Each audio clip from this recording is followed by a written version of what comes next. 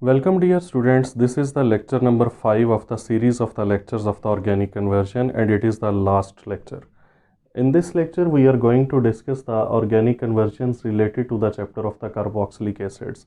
The link of the lecture number 1, 2, 3, 4 they are given in the description of this video, and I have also given the link of the video in which I have discussed some tips and tricks to perform the organic conversions. If you will watch that lecture of the tips and tricks, the lecture number 1, 2, 3, 4, and then you will be very much easy to understand this lecture number 5. So let us rush into the topic. How can you convert acetic acid into methane? First one.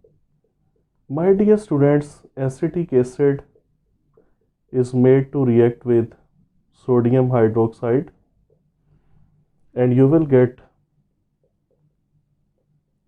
sodium acetate and water. This is an acid-base reaction, simple. Then sodium acetate is made to react with the soda lime, which is a mixture of caustic soda and quicklime, calcium oxide, and this one will be decarboxylated. So after the loss of sodium carbonate you will get methane. So in this way this is a two-step conversion. The second one is acetic acid to acetyl chloride. My dear students, acetic acid is made to react with thionyl chloride in the presence of pyridine.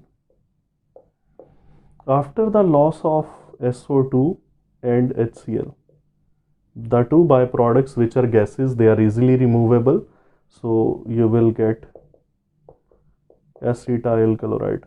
It is an SN reaction of the carboxylic acid because the OH group is replaced with the Cl group.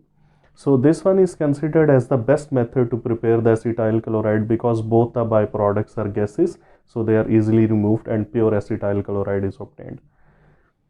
The third one is, how can you convert acetic acid to acetamide? Keep in mind that acetic acid cannot be directly converted to acetamide in a single step. Rather, first of all, acetic acid will be made to react with ammonia. It will be an acid-base reaction and you will get ammonium acetate. And now this ammonium acetate will be heated, it will be dehydrated, and after dehydration it will be changed to acetamide. So acetamide cannot be prepared directly. Rather, first of all you will have to prepare the ammonium salt of the acetic acid. Next is acetic acid into fourth one, acetic anhydride. So very simply take 2 moles of acetic acid and treat them with some dehydrating agent like P2O5, and that will remove water and you will get acetic anhydride CH3CO twice O. Now the last one, acetic acid to acetone. My dear students, acetic acid is first of all made to react with calcium hydroxide. It is again an acid-base reaction, and you will get, after the loss of 2 moles of water, CH3COO twice Ca, that is calcium acetate. Now this calcium acetate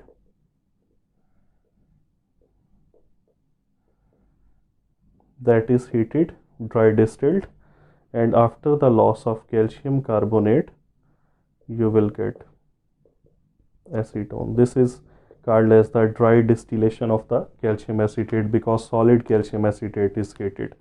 So in this way this is a two-step conversion from acetic acid to the acetone. So this was lecture number 5, and I am very hopeful that if you will watch total of these 6 lectures, starting tips and tricks, lecture number 1, lecture number 2, lecture number 3, lecture number 4 and lecture number 5.